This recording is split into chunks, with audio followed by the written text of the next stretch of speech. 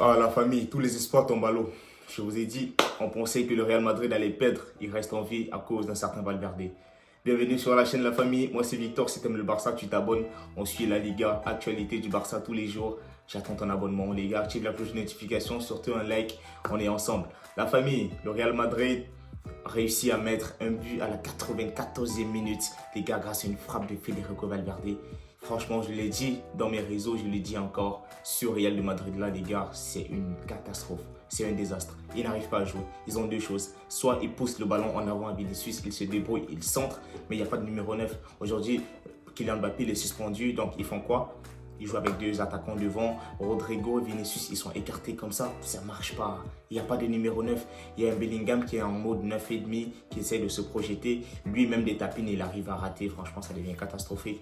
Et là, à la fin du match, on ne va pas en parler, mais l'avis d'un simple Barcelonais qui écoute les matchs du Real et du Barça, ça marche pas. Ancelotti là, regardez les matchs, c'est long les gars, c'était ennuyant, c'est toujours la même chose. Il n'y a pas de beaux gestes, il n'y a pas de surprise. Comme les commentateurs le disent, tout est trop tracé. Ça ne crée pas la surprise. Ça.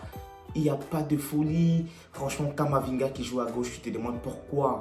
Pourquoi Camavinga il joue à gauche? Il peut clairement réguler le milieu de terrain. Ça parlait de Ceballos qui devrait réguler un petit peu. Ouais, avec Ceballos, ils ont eu la possession. Mais il faut dire aussi Ernesto Valverde, ancien coach du Barça, qui sait que s'il met son 11 titulaire, il peut mettre le Real Madrid en danger et donner potentiellement le titre au Barça. Il ne veut pas le faire. Il va venir mettre son équipe B là face au Barça, les gars. Pourquoi? Pourquoi Ernesto Valverde tu fais ça? Mais déjà, bon, on va dire, le Real Madrid réussit à s'imposer grâce à une frappasse de Federico Valverde à la 94e minute du temps additionnel. Les gars, c'est énervant. En fait, eux, c'est toujours ça. Ils n'arrivent jamais jusqu'à la dernière minute. Il y a un espoir venu de nulle part. On a suivi ça avec la famille. C'était au mois de février. Modric qui avait mis une frappasse. Le même Valverde en Coupe du Roi, il a mis une frappasse. Le même Valverde, plusieurs fois, les gars, il met des frappasses, des buts uniques qui lui permettent d'avoir des trucs. Il y a peut-être un mois ou peut-être en décembre, comme ça, Mbappé, il revenait à son niveau, il mettait des buts comme ça, les gars. Franchement, ça ne marche pas. Alors, c'est moins inquiétant pour nous parce que tant qu'ils gagnent, ils vont garder Ancelotti. Quand ils gagnent Ancelotti, le Barça gardera toujours sa supériorité parce que c'est clair. Ils ont des génies, mais ça ne marche pas. On n'arrive pas à les combiner ensemble. Il n'y a pas de stratégie à se demander vraiment qu'est-ce qu'ils travaillent aux entraînements. Vinicius, il a le ballon, il ne peut pas tout faire seul. Franchement, le pauvre Vinicius, il n'est pas en confiance. Il a essayé de tenir l'équipe sur lui, mais franchement, ça ne marche pas. Il a le ballon, tu n'as pas un latéral qui peut déborder avec lui. Regardez la relation Yamal Koundé, pardon. Pas pour faire de comparaison, mais franchement, de l'autre côté, Rodrigo, il a le ballon, il est tout seul, Valverde, il n'essaye pas de déborder. Du côté de Vinicius, il a le ballon, Camavinga n'essaie pas de déborder.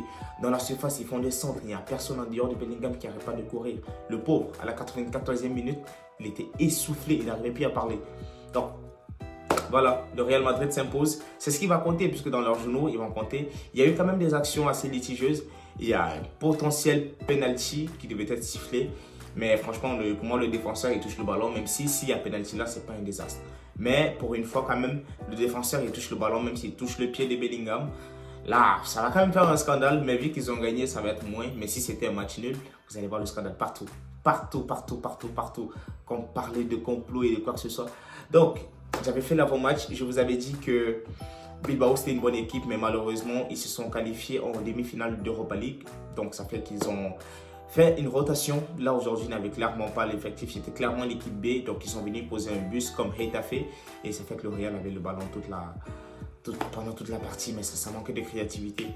Franchement, si ce Valverde-là peut mettre cette équipe-là face au Barça en fin de championnat, on pourra leur mettre un minimum de 4-5 buts. Ils vont voir.